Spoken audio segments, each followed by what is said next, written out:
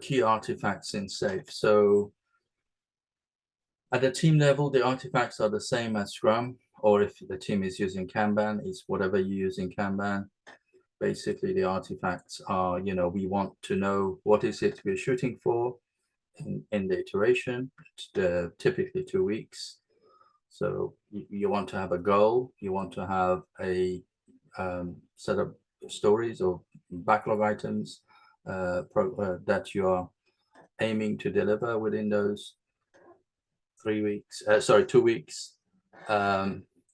So those are the kind of, so you've got your sprint backlog, iteration backlog, and then you've got, so those are the kind of artifacts that you're having there. So at the teams of teams level, we got the program backlog, if you like. So we got the team backlog at the team level, and then we got the program backlog, which is, it's called a program backlog, but in reality, the items in the program backlog is what do we need to do in order to meet a customer need.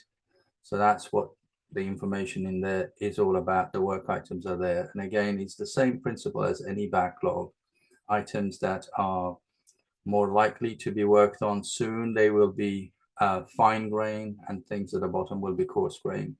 But it's all about what is it the customer, what's the problem we're trying to solve for the customer, what do we need to do to if you like, either undermet customer need or unmet or undermet customer needs, and how do we validate that quickly rather than building everything. So that's in the program backlog. And then for when we do our PI planning, so of course the output of the PI planning is a program board and some risks that the teams may have identified. Now, sometimes most organizations look at the program board as, they refer to it as the dependency board. That's not what it is. It is actually a program board. In other words, what are the features that we are delivering and when it would be, yes, the dependencies would be on there.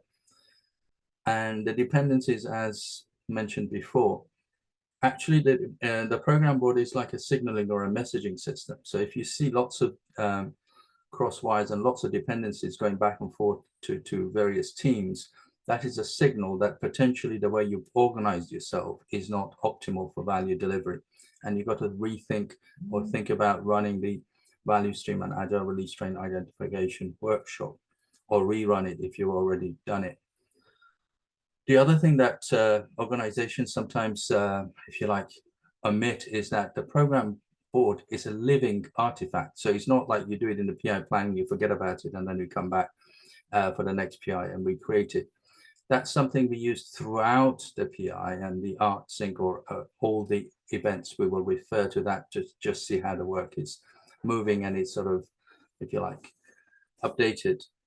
And then we also have our PI objectives. That's one of the key outputs, or if you like, or the artifacts, because that is, the PI objective is set of business objectives. So they're written in business language and is a commitment that we're making as an agile release train to the rest of our organization to say, at the end of this PI, you should expect these things to be happening. And again, we do it in the same way as we do iteration goals. The idea of the PI objectives is that the outcome, they're outcome focused. So it's what is the outcome we are shooting for. They're not a set of stories or features. So again, that will allow us that flexibility to hit the outcome and maybe flex the scope if we need to.